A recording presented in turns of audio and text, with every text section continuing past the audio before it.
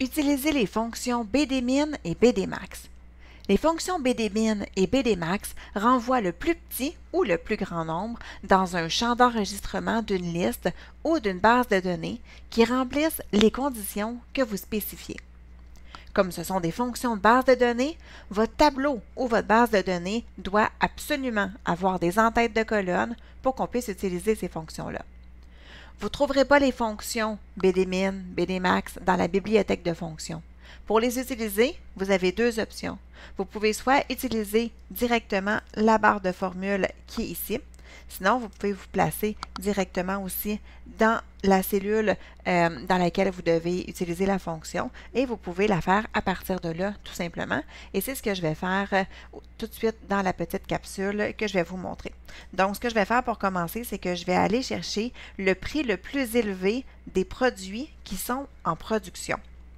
Donc, ma colonne de prix est ici et ma colonne en production est ici. Donc, j'ai des critères en production, soit oui ou soit non, tout dépendant de la quantité que j'ai en inventaire versus la quantité que j'ai de commandés pour mes produits. Donc, je vais aller rechercher le prix le plus élevé de mes produits qui est en production. Alors, pour faire ça, je vais utiliser la fonction de base de données BDMAX, donc pour aller chercher le prix le plus élevé, donc le maximum de ma colonne prix, en utilisant le critère production oui. Donc, je vais aller chercher les produits qui sont seulement en production.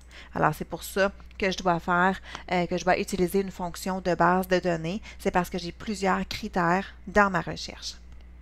Donc, je vais insérer le symbole égal et ensuite, je vais écrire BD et je vais avoir une petite liste de fonctions qui commence par ces trois lettres-là qui va s'afficher. Donc, je vais pouvoir aller chercher BDMAX. Donc, je peux tout simplement double-cliquer dessus pour que ma fonction s'affiche. Et là, je pourrais aller cliquer tout de suite sur le bouton « Insérer une fonction » et j'ai mes arguments de fonction qui vont s'afficher. Donc, des fois, ça peut être plus facile d'utiliser la boîte de dialogue « Arguments de fonction » que d'insérer manuellement tous les arguments de fonction un après l'autre. Donc, dans mes arguments de fonction, la base de données, mais ça va être mon tableau au complet avec les entêtes de colonne, évidemment. Mon champ, eh bien, le champ, ça va être l'étiquette qui représente qu'est-ce que je recherche. Alors, qu'est-ce que je recherche ici dans mon exercice? Bien, je recherche le prix le plus élevé. Donc, dans mon champ, je vais aller sélectionner l'entête de colonne prix. Et dans mes critères, qu'est-ce que ça va être? Bien, ça va être les critères que j'ai préparés déjà ici en haut, donc en production, oui, étant donné que ce que je recherche, oui, ce sont les prix, mais c'est aussi le prix des produits qui est en production. Donc, mes produits en production sont mon critère.